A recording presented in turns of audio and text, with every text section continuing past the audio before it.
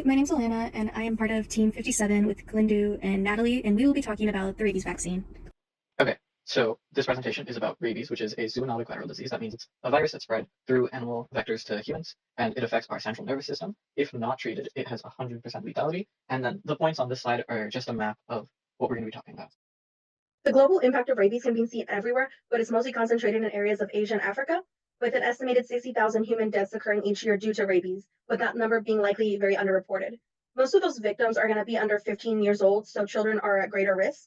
And these areas are typically more concentrated in rabies because they have lack of access to proper vaccination.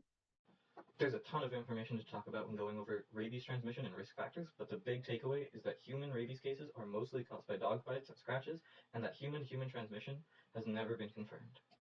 Typically, rabies has an incubation period between 2 and 3 months, and after those 2 or 3 months, early symptoms will include fevers and headaches, and later stage symptoms include hydrophobia, hallucination, and hyperaggression.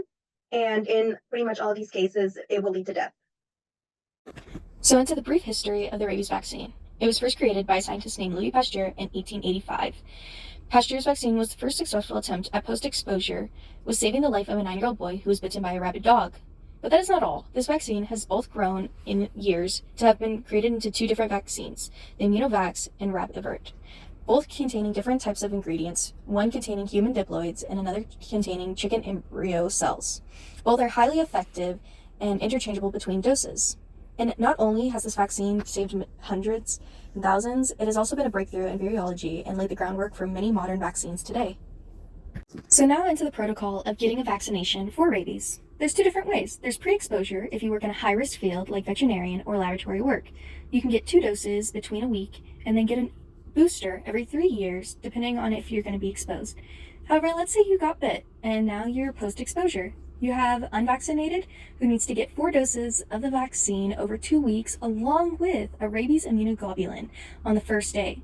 However, if you've had pre-exposed vaccination, you only have to get 2 doses and no immunoglobulin.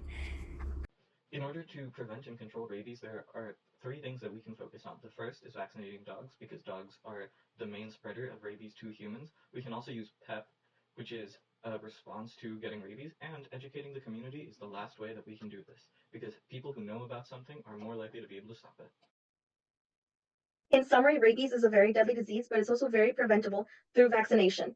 If animals are properly vaccinated and owners are also properly educated on the need for the rabies vaccine in themselves and their animals, we can all help to lower the amount of cases of rabies seen in the world. Thank you for going through that presentation with us. We're excited, and have a good rest of your day.